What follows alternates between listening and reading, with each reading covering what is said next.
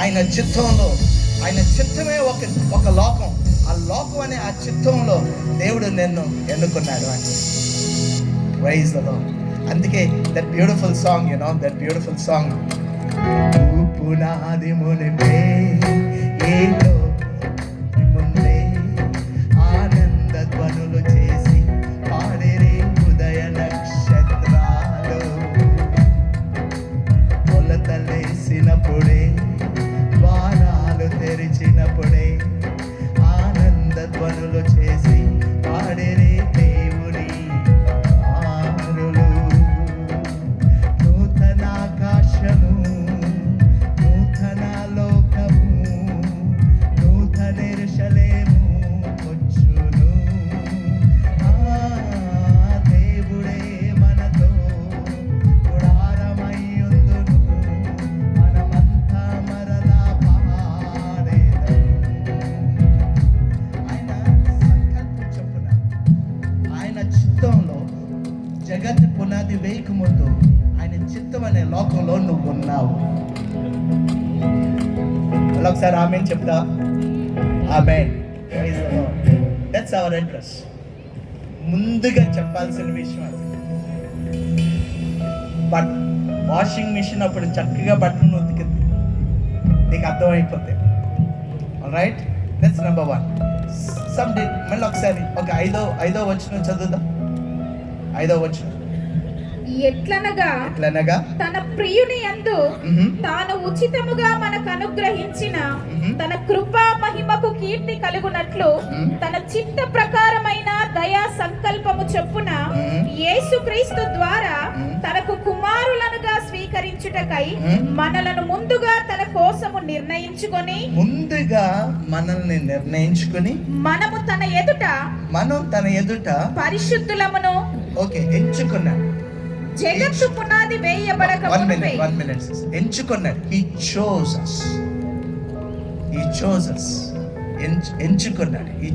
us. దేవుడు నిన్ను ఎంచుకున్నాడు. All right.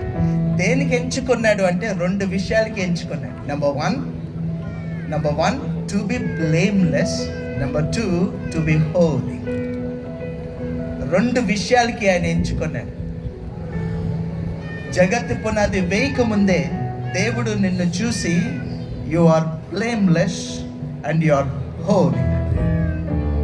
Teach this. Stanton, I don't know where you are. Maybe you are busy, but teach this. Tina, I don't know where you are. Teach this. Teach to Ian. Before the foundations of the world, the Lord had declared Ian as blameless and holy. దేవుడు నిర్ణయించి, దేవుడు ఆయన నీ మీద శాసించాడు. నువ్వు నిర్దోషివి, నువ్వు పరిశుద్ధుడివి అంటే nothing can change it. ఏది దాన్ని మార్చలేదు, ఎవ్వరు దాన్ని మార్చలేరు. Because God declared that you are holy and blameless. So now you are beyond being blamed and beyond being declared as impure. చాలా మంది, జాగ్రత్తగా గమనించండి, చాలా మందిలో ప్రాబ్లం ఏంటంటే ఈ లోకాన్ని ఎదుర్కొని లోకంలో ఇన్న మాటలు, అనుభవాలు వాళ్ళ మీద పడి రుద్దుకొని అసలు ఈ లోకంలో నేను జీవించగలనా, ఈ లోకంలో ఉన్న ఆందోళనలను నేను ఎదుర్కోగలనా, ఈ లోకంలో ఉన్న ఈ లోకంలో ఉన్న ఆ క్రిటిసిజంని నేను ఎదుర్కోగలనా, నేను హ్యాండిల్ చేసుకోగలనా అని రకరకాలైన క్వశ్చన్స్తో వాళ్ళే ఓడిపోతా ఉంటారు. They themselves defeat themselves. You yourself defeat yourself. కానీ if you know this truth, ఈ సత్యాన్ని తెలుసుకుంటే, before the foundations of the world, God declared you as holy and blameless. ఎక్కడ నీకు అర్థమవుతుంది, దేవుడు డిక్లేర్ చేసిన తర్వాత ఎవరు దాన్ని రివర్స్ చేయగలరండి? ఎవరు దాన్ని రివర్స్ చేయగలరు? I do not know. ఈరోజు నువ్వు ఇక్కడ కూర్చుంటున్నావు, maybe this message is speaking to you. నువ్వు ఏదన్నా ఒక ఆందోళన ద్వారా వెళ్తున్నావేమో, కష్టం ద్వారా వెళ్తున్నావేమో, ఏదన్నా ఒక ప్రెషర్ ద్వారా వెళ్తున్నావేమో. Nothing can reverse the word of God that before the foundations of the world, జగత్ పునాది వేయక ముందే దేవుడు నిన్ను నిర్దోషి, నువ్వు పరిశుద్ధుడు అని నిర్ణయించేశాడు కాబట్టి ఎవరు ఈ లోకంలో ఏ శక్తి ఏ ఫోర్స్ దాన్ని రివర్స్ చేయలేదు. Teach this to children. అదంతే. ఒకసారి పట్టణంలో వచ్చేసి తల అదంతే అనండి. మిమ్మల్ని నేను అడిగింది, హలో, ఒకసారి పట్టణంలో వచ్చేసి అదంతే అనండి. అదంతే. Because God declared it. God declared it. This is how I celebrate my life. నాలో ప్రవహించేది, జాగ్రత్తగా గమనించండి. ఒక రెండు మూడు మాటలు చెప్పేసి నేను ముగించేస్తాను. I can go on and on and on, but then I just want to tell you. పక్కనలో ఫస్ట్ పక్కనలో ఒకసారి వైపు చూసి ఐ వాజ్ విత్ గాడ్ అనండి. చెప్పండి ప్లీజ్. మీరు చెప్పకపోతే నేను మైక్ వదలను. అట్లీస్ట్ ఈ రోజు మీరు భోజనం చేయాలని అనే కోరిక ఒకటి ఉంటే చెప్పండి. పక్కన వాళ్ళ వైపు చూసి ఐ వాజ్ విత్ గాడ్ అనండి. వాళ్ళ వైపు చూసి ఐ వాజ్ చోజన్ అనండి. Chosen for what? For two things. I was chosen to be called as blameless and to live a holy life. జగత్ పునాది వేయకముందు దేవుడు డిక్లేర్ చేసేసాడు, రాసి పెట్టాడు, నీ మీద స్టాంప్ వేసాడు. ఎంతమంది యేసు ప్రభుని నమ్మేవాళ్ళు ఉన్నారు ఇక్కడ? ఎంతమంది యేసు ప్రభుని నమ్ముతున్నారు సొంత రక్షకుడిగా? మీ మీద ఆ ముద్ర ఉన్నది.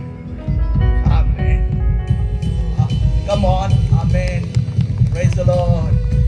Praise the lord. నీ మీద ఆయన ఆ ముద్ర వేసాడు. To be blameless and to be holy. ముందుగా అంటాడు, ముందుగా జగత్ పునాది వేయకముందు. Wow. So we are celebrating this life. ఈ లైఫ్, ఇలాంటి జీవం. ఒక రెండు మూడు మాటలు చెప్పేసి నేను ముగిస్తానని చెప్పాను. చూడండి, జాగ్రత్తగా గమనించండి. లైఫ్ అనే మాట, జీవం అనే మాట తెలుగులో ఒక మాటే కదండి జీవం అని. గ్రీక్లో ఈ మూడు పదాలండి. నెంబర్ 1, జాగ్రత్తగా గమనించండి. There are 3 kinds of lives. Number 1, ఒకటి దాన్ని బయోస్ అంటారు. బయోస్ అనే జీవం ప్లాంట్స్లో, చెట్లలో ఉంటుంది. బయోస్ అనే జీవం, బయోస్ అంటారు గ్రీక్లో. నెంబర్ 2, జీవానికి ఇంకొక మాట ఉన్నది, సూకే అంటారు. సూకే అంటే ఏంటంటే అది జనరల్గా మానవుడిలో కూడా ఉంటుంది, తర్వాత జంతువులో కూడా ఉంటుంది. సూకే జీవం. సో అందుకే జాగ్రత్తగా గమనించి, జంతువుల్లో ఉన్న జీవం ఒకసారి కొంతమంది మనుషులు జంతువులుగా మారుతూ ఉంటారు. అందుకే ఆ మృగాల్లో ఉన్న జీవం వాళ్ళలో కూడా ఉంటుంది కాబట్టి మృగాల్లాగా మారిపోతూ ఉంటుంది. మనకి తెలుసు ఈ లోకంలో అలాంటి మృగాలు, మృగాలు లాంటి మనుషులు ఈ లోకంలో ఉంటారు. So there is one life called, which is in the plants, is called bios in Greek. And number 2, this another life, గ్రీక్లో సూకే అంటారు. జాగ్రత్తగా గమనించండి. There is another life which is in God. అది దేవుడిలో ఉంటుంది. దాన్ని జోయే అంటారు. Zoe is a life that flows in God. Flows in God.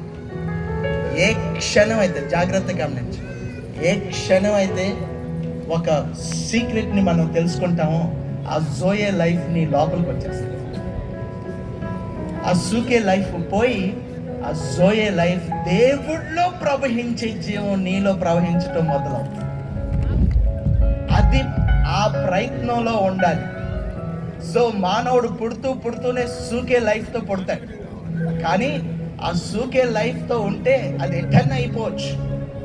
మనం చేయాల్సిన పని, తల్లిదండ్రులుగా చేయాల్సిన పని ఏంటి అంటే ఆ సూకే లైఫ్ ఎలాగన్నా తీసేసి ఆ జోయే లైఫ్ అనేది, జోయే జీవం అనేది ఆ మనిషిలోకి, నా బిడ్డలోకి, ఇయాన్లోకి ఎలాగైనా తీసుకురావాలి అని నేర్పించే ఒక ప్రయత్నంలో ఈ కుటుంబం ఉండాలి.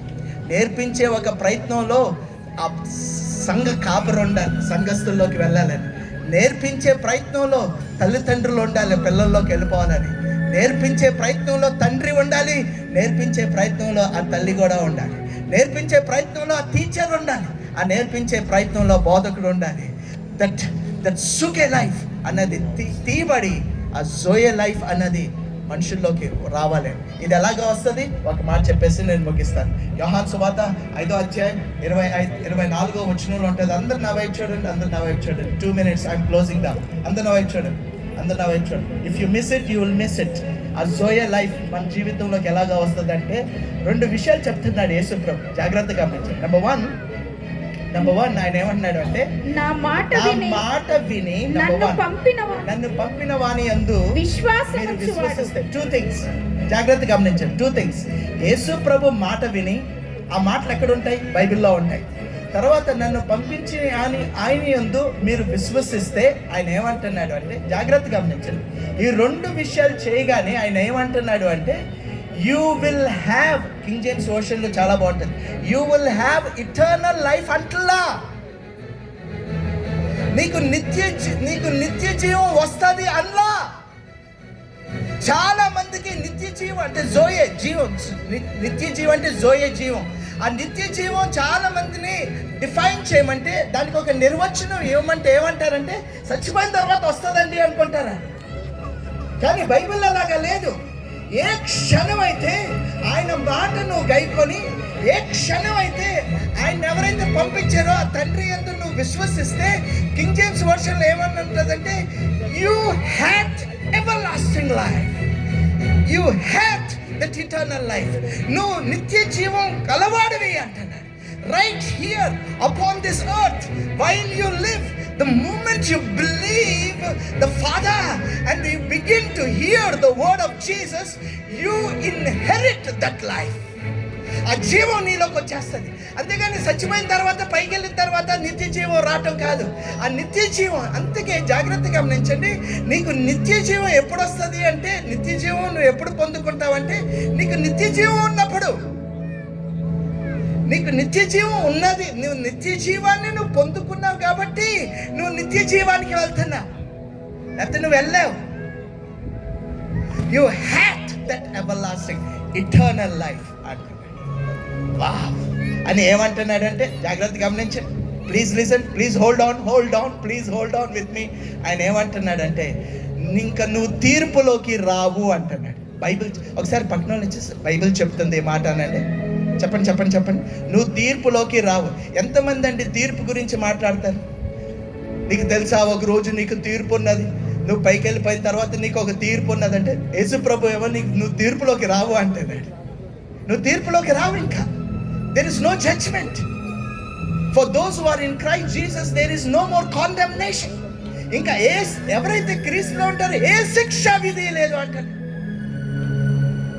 You have no judgment. ఏ తీర్పు లేదు. మన తీర్పు వేరే అండి. మన తీర్పు జాగ్రత్తగా, మనకు వచ్చే తీర్పు జీతాలు పుచ్చుకుంటానికే కానీ నరకానికి పరలోకానికి కాదు. సో నువ్వు తీర్పులోకి రావు అని ఏమంటున్నాడంటే, జాగ్రత్త, లైఫ్ గురించి మాట్లాడుతున్నాడండి. ఆ లైఫ్ని సెలబ్రేట్ చేసుకుంటానికి మనం అలాంటి జీవం రావాలి అని ప్రయత్నం చేయాలి. తల్లిదండ్రులని, సంఘస్థులు ప్రయత్నం చేయాలి అని, క్రైస్తత్వం దాంట్లో ఆ విషయాన్ని నేర్చుకోవాలని ఈ రాత్రి నేను ఈ మాటలు మాట్లాడుతున్నాను.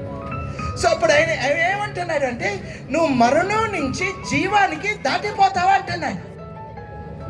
ప్లీజ్ లిసన్, క్రైస్తవులారా వినండి, సంఘం వినండి, స్నేహితులారా వినండి. రాత్రి ఆయన ఏమంటున్నాడంటే, నువ్వు చనిపోయి జీవానికి వెళ్తావు అంటల్లా. ఆయన ఏమంటున్నాడంటే, నువ్వు మరణించి జీవానికి వెళ్తావు అంటల్లా. I don't know how we got this misconception. We are miscommunicated. ఎవరు మిస్కమ్యూనికేట్ చేశారు? నువ్వు మరణించి జీవానికి వెళ్తావని. No, you will pass. నువ్వు దాటిపోతావు. మరణాన్ని దాటి జీవంలోకి నువ్వు వెళ్ళిపోతావు అంటున్నాడు. You will not die. నువ్వు చనిపోవు. నువ్వు చనిపోవు. వా, ఎంత మంచి గాస్పెల్ అండి ఇది. నువ్వు చనిపోవు. ఒకసారి 2-3 చెప్పండి, మీకు వీలైతే, నేను చనిపోను అనండి. ఎంత మంచి మాట చెప్తుంటే స్టాచ్యూలాగా కూర్చొని కదట్లేదు. ఆల్రైట్, పక్కన వచ్చేసి నేను చనిపోను. ప్రభు చెప్పిన మాట, నువ్వు మరణం నుంచి జీవానికి దాటిపోతావు. ఆమేన్. ఈ జీవం మనం ఇప్పుడు పొందుకో. It is a quality. ఆ జీవం ఏంటంటే చచ్చిపోయి పరలోకానికి వెళ్ళే జీవం కాదండి అది. No, you need to define. It is a quality. It is a supernatural quality. That ఆ క్వాలిటీని నేను కలిగి ఉన్నాను. ఎలాగ కలిగి ఉన్నాను అంటే ఆ రెండు విషయాలు నా జీవితంలో నేను సొంతం చేసుకున్నాను. ఆయన మాటని విని ఆయన్ని నేను నమ్మగానే ఆ రెండు నేను సొంతం చేసుకోగానే ఆ నోటులోనే ఆ క్వాలిటీ వచ్చేస్తుంది, ఆ మాటల్లోనే ఆ క్వాలిటీ వచ్చేస్తుంది. సో నా whatever you speak, whatever you think, wherever you walk, everything would go according to the will of God. Everything would work out success. Praise the Lord. Hallelujah. నాకు ఒక నిమిషం time ఇవ్వండి, ఇది బాగా మీరు enjoy చేస్తారు, నేను ముగించేస్తాను. మళ్ళీ ఎక్కువ చెప్పండి, ఒక్క నిమిషం. Alright, it is a story. అందరు చెప్పండి, జీవం నుంచి మరణం నుంచి జీవానికి దాటిపోతాం అనండి. అవునండి. మా నాన్నగారు రెవరెండ్ ఎస్వి అసరే గారు ఆయన ఒక కథ చెప్తా ఉండాలి. ఆ కథని నేను మీకు చెప్పేసి నేను ముగించేస్తాను. ఆయన ఊరిలో ఆయన టీనేజర్గా ఉన్నప్పుడు వాళ్ళ నాన్నగారు అంటే మా తాతగారు, ఆయన కూడా పాస్టర్ గారే. My father was a teenager, అంటే 13 years ఉంటాయమ్మా. సో వాళ్ళకి ఒక అలవాటు ఉండేది. మా ఊరిలో 2 చెరువులు ఉండేవి. రైట్ సైడ్ని మంచినీళ్ళ చెరువు ఉండేది. ఆ మంచినీళ్ళ చెరువులో ఆ రోజుల్లో కావిడేసుకొని 2 బిందులు పెట్టుకొని నీళ్లు తోడుకొని ఆ నీళ్ళే తాగుతూ ఉండాలి. ఆ లెఫ్ట్ సైడ్ని ఇంకొక చెరువు ఉండేది. ఆ చెరువులో పిల్లలు స్విమ్మింగ్ చేసేవాళ్ళు, గేదెలను కడిగేవాళ్ళు. ఆ విలేజ్ కాన్సెప్ట్ మీకు తెలుసు, అన్నీ చేస్తూ ఉండేవాళ్ళు ఆ చెరువులో. సో ఆ రెండు చెరువుల మధ్యలో ఒక గట్టు ఉండేది. ఒక్కలే నడుచుకుంటే వెళ్ళొచ్చు, లేకపోతే ఇద్దరు. చిన్న గట్టు ఉండేది, అలా లేని ఉండేది. సో మా తాతగారికి మా నాన్నగారికి ఒక హాబీ ఉండేది. ఏంటంటే ఆయన ఎప్పుడైతే ఫ్రీ అయ్యేవాళ్ళో ఆ బ్రిటిష్ కాలంలో ఆయనకు ఒక పెద్ద ఫిషింగ్ ఎక్విప్మెంట్ ఉండేది, పెద్ద ఫిషింగ్ ఎక్విప్మెంట్. సో ఆ గ్యాలం తీసుకునేవాళ్ళు. గ్యాలానికి మా నాన్నగారు ఒక చిన్న టిన్లో ఆ ఎర్త్ వామ్స్ ఏరుకొని ఎర్రలకి అవి గ్యాదర్ చేసుకునేవాళ్ళు. తర్వాత మా తాతగారు ఆ బ్రిటిష్ షూస్ వేసుకునేవాళ్ళు, క్యాప్ వేసుకునేవాళ్ళు. ఆ గ్యాలం పట్టుకొని అలాగా ఆ గట్టు మీద నడుచుకుంటూ వెళ్ళేవాళ్ళు.